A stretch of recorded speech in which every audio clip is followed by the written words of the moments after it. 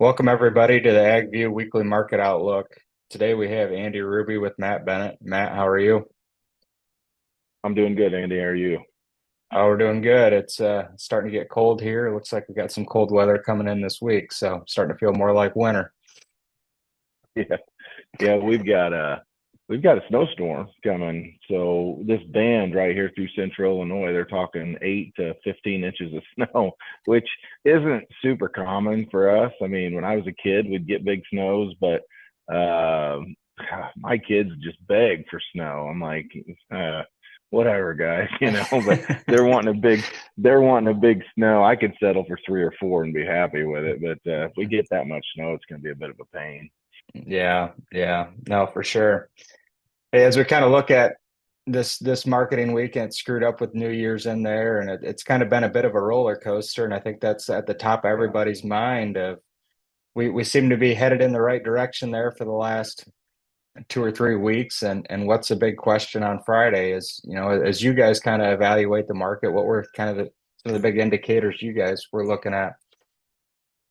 Yeah, I mean, you went into Friday with, a little bit of momentum. I mean, bean market had made highs that we hadn't seen, for several weeks.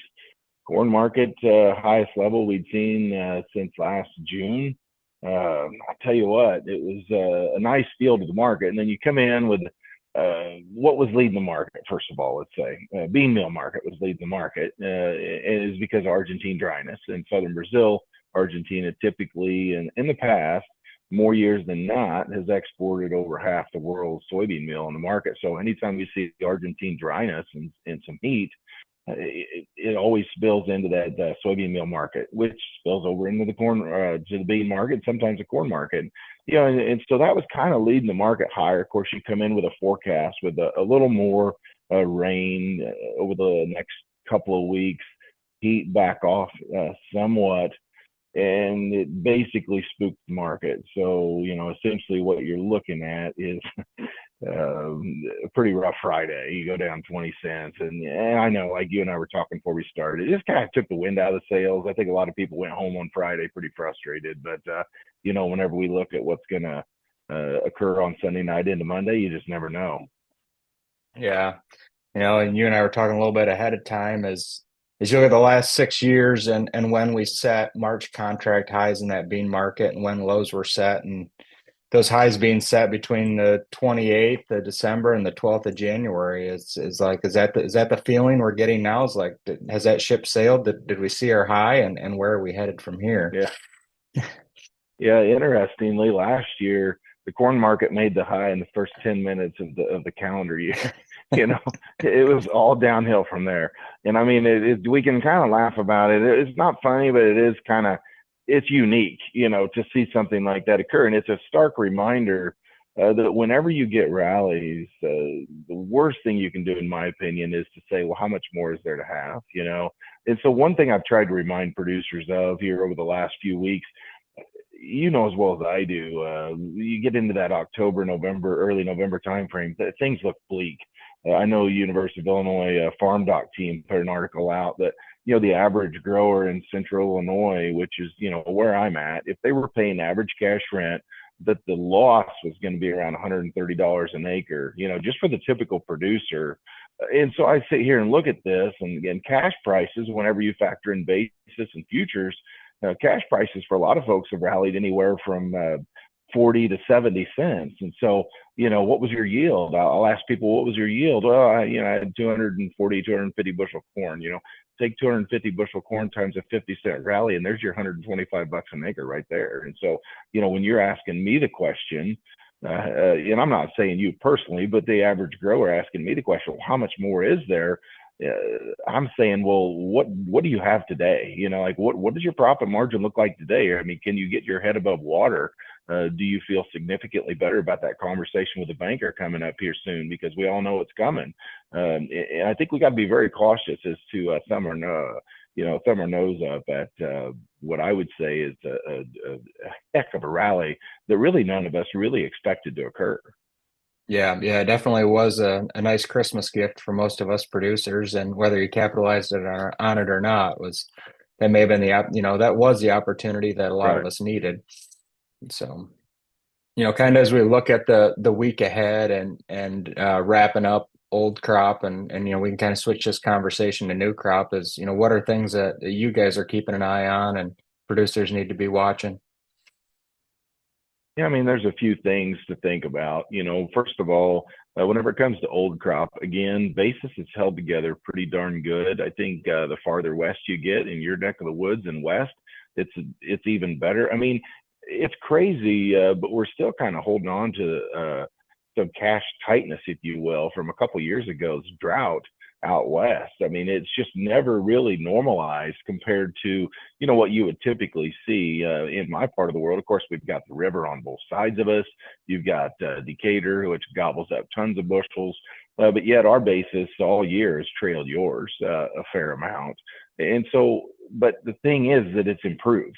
It's improved along with a rally. And so, with that being the case, I think from a cash market perspective, I think a person has to respect this rally and reward it incrementally. I'm not saying you sell everything, but incrementally sell it. As far as beans are concerned, I'm not a fan of really owning any old crop beans right now. I know a lot of growers like to have what you would call gambling bushels. I totally understand that. That's up to them on how they want to do it.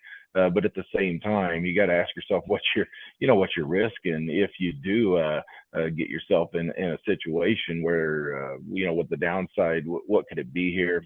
I mean, I think beans could go down $1 from here, and I hate to say that, but the concern is if Brazil has the size of crop that they think, all of a sudden you're looking at world stocks going up around 30% over the course of the two marketing years the USDA likes to look at, which was last marketing year and this marketing year. And so go from about 101 million metric tons to 132, and that's just a massive increase. And so if Argentina didn't have major weather issues over the long haul, I'd be very concerned. New crop, for me on new crop, I think what you have to understand this time of year is that again, last year, you pretty much went down all year.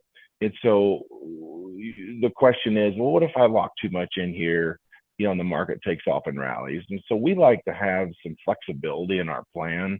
I know a lot of folks have been calling saying, hey, what do you think now that D25 corn was getting closer to 450? Obviously we didn't end the week there, but getting closer to 450, what do you think? And I'm like, if I would set a floor in place, one thing we've liked doing, just to throw something at you, we've had some guys doing like a 450, 380 put spread, and then maybe selling like a 520 call against it. But those would only be on bushels that would be versus like your fertilizer. I don't like selling Hmm. calls on a lot of bushels, and I never sell calls on bushels that I haven't produced yet unless I buy crop insurance, because you have to have a way to call that a true hedge. But I do like the flex in that strategy, because if the market rallies, I can participate all the way up to $5 or above. We've been doing those for 15, 16 cents. Now on Friday at the close, you wouldn't have been able to do that because the market had fallen. But setting offers in place on strategies like that makes a whole lot of sense. And beans would be the same. I'm concerned that if you don't like the price at $10 Nova 25 beans or 1008 or whatever we closed at this, I think that could look awfully good next fall, and I hope that's not the case. But if you do end up with weather benign, if you will, in South America overall, yes, you might have regional pockets, but if you end up with weather that is at least conducive to average production, and that's what the USDA is currently forecasting, then you've got massive stockpiles of soybeans. So we have to be very cautious to not at least have some sort of protection in place. Last thing I'll say, whenever you ask what we're looking at, is this acreage discussion is pretty interesting this year. It always is interesting, but the soybean to corn ratio is as low as we've seen in a long time. It's down there to where you could make a case, maybe it'll make a run at 2 to 1. Right now, it suggests more corn acres. The interesting part of that discussion, as you know, is that it's not exactly a beauty queen whenever you look at profitability scenarios for corn or beans. And so it's a tough discussion, but we've got to think that the average grower, as long as financing is not a major issue, is going to opt for as many or more corn acres than they typically might. So I could see corn acres jumping up, and part of the reason for that is that 2 years ago you planted 94.6 million acres of corn, and so corn acres going down this last year made some sense because you were so heavy corn 2 years ago. This year it's probably going to jump back up, and so with that being the case, you need to factor that into your marketing plan as well. Because I'll tell you what, if you have 93, 94 million acres of corn and anywhere close to the type of yield we had this year, you're gonna be looking at a lot of corn. So all around, it's challenging, but I do think flexibility is key, keeping floors in place. Yeah, no, I think that's really good information, and kind of hitting on what you said about basis is it has been relatively strong for this time of year in our area, and what we've said internally is don't delay haul today. Is let's just get this stuff moved and take advantage of some of these Mm-hmm. opportunities, and we rewarded that Yeah. market, and the new crop stuff has been interesting. I think like you said, that 450, it's no beauty queen, but is that a good Yeah. spot to put some layers in with some flexibilities, or even you think about rolling Mm-hmm. that two or three times, and then what's this basis situation going to look like a year from now? Yeah. Is you start getting Right. into some areas that are close to the cost of production, if not somewhat profitable. So it's Yeah. um it's staying optimistic in times like these, and trying to come up with some strategies that keep you optimistic and keep you profitable.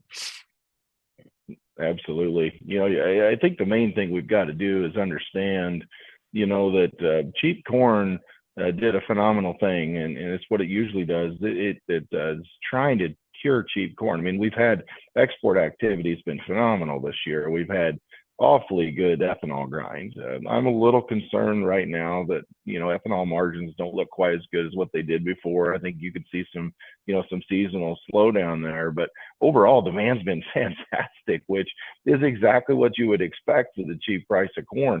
Uh, but have we done enough yet? I mean, that's the question. And I know, sitting in my shoes, I do a lot of presentations in the winter, and I always tell people I'm not necessarily here to make friends. I mean, I'm not trying to be a jerk about it. It's just that, like, I know you're not going to like what I have to say today, and it's just, let's just talk reality. The reality of the situation is we've got enough corn in the U.S.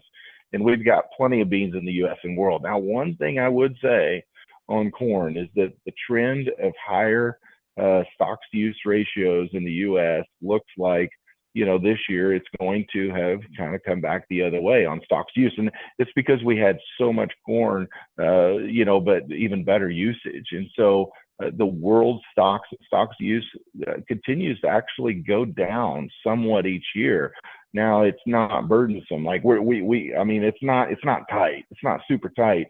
But at the same time, I mean, that tells you that if you do have some areas in the world with a world weather situation that is enough to impact their exports, it could give you a reason to run. I don't want to talk circles around it. The thing that's tough is that I could make a case for corn at least holding itself together. The problem is that the bean fundamentals are so freaking bearish that it's kind of an anchor right now on the entire situation. And so we've got to be cognizant of that, protective whenever we see profit margins come back in, or at least get ourselves to where we can lock in a worst case scenario at break even. If you can do that, I would highly recommend you do that with some sort of flexible strategy. Yeah, no, couldn't agree more. I think as we kind of wrap this up, guys, keeping their eyes open and looking into strategies that allow them to break even and be profitable for this 2025 year are super important. You got any last comments, Matt? Or if guys want to talk strategies with your team, what's the best way to do so? Yeah, I mean, if they just go to agmarket.net, they can get all of our information.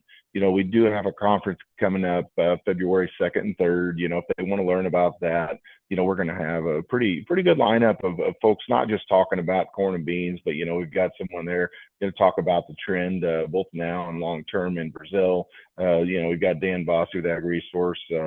Eric Snodgrass. It's a really good group of speakers. If they want to learn about that, if they want to get our contact info, or see the technology that we put together for growers to figure break evens and strategies and whatnot, it's just right there at agmarket.net. Okay, great. Well, thanks for the time today, Matt, and thanks everybody for joining us. We'll catch you next time on the AgView Pitch.